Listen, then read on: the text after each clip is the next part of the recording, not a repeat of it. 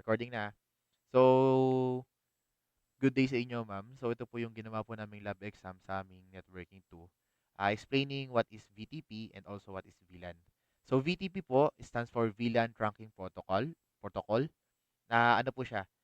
Isa pong concept ng Cisco na kung saan po yung maintaining po ng VLANs, yung access sa VLANs, yung creating, yung accessing and yung deleting po ng VLANs ay doon po pinaka ginagawa. Doon po parang naka-centralize. So, para saan po ba ang VTP? So, una po, para po, yun nga po, ah, so, centralize po yung gawa ng VLAN. Yung consistency niya po ay may ensure natin kasi lahat po ng switches sa isang domain will lahat ng switches sa isang domain ay mag-share po ng same VLAN information. Tapos, another thing po is, yun po, mas madali pong ma-configure each VLANs kasi lahat po ng switch ay nakakonect sa isang switch. Which yung switch na yon ay tinatawag na server, kung yung nag-serve po as brain. Kumbaga, siya yung nag-create, nag-delete, and nag-rename ng VLANs. And yung mga nakakonect po sa kanyang switch ay tinatawag pong clients. So, ano naman po yung VLANs? So, VLANs po is parang network within a network. So, parang isa po siyang logical segment, para po siyang isang subgroup sa isa pong network na para mas madali po silang ma-manage individually. So, bakit po kailangan ng VLAN? Kasi po, to control kung ano man po yung kayang i-access ng iba't ibang switches dahil yung iba't ibang switches po could also be part of different functions. So, moving on po. So, ito po yung ginawa po naming VTP and VLANs. So, papakita po namin una yung aming server VTP. So, yung aming pong server VTP. So, ayan po, nung nilan po namin yung show VTP status, so ayun po, kung makita nyo po sa VTP operating mode, siya po yung server. And doon po sa nakakonect, meron pong tatlong switches na nakakonect sa kanya. So if to verify po yung tatlong switches na yun, papakita po namin yung tatlong switches. So ito po si switch 1, isa po siyang client.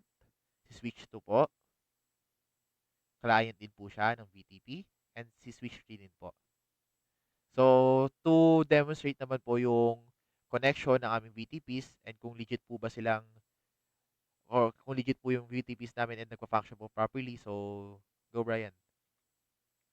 Um, kung legit po na nagpa-function yung ano namin, first is ipiping po natin to si PC2 test si PC5, which is yung IP address ni PC2 is wait lang.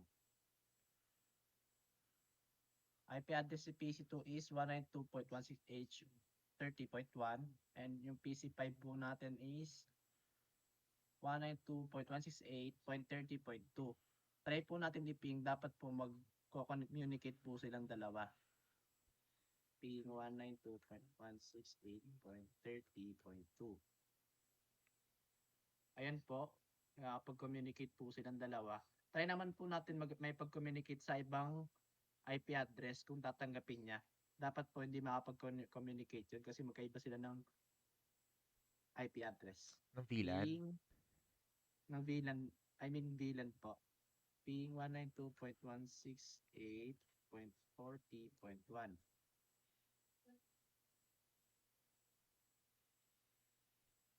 Yan po.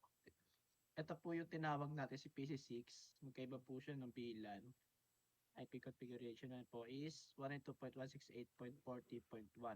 Tapos para po mapatunayan namin na siya po yung server, ito po yon. So, tapos malaman po natin yung mga connection po niya na past Ethernet po. Type po natin show VLAN brief. Ayun po. Connect si admission sa past Ethernet 04, si registrar po 05, and so on and so forth po. So, ayun, I think that's it po para sa aming lab exam. So, salamat po, ma'am.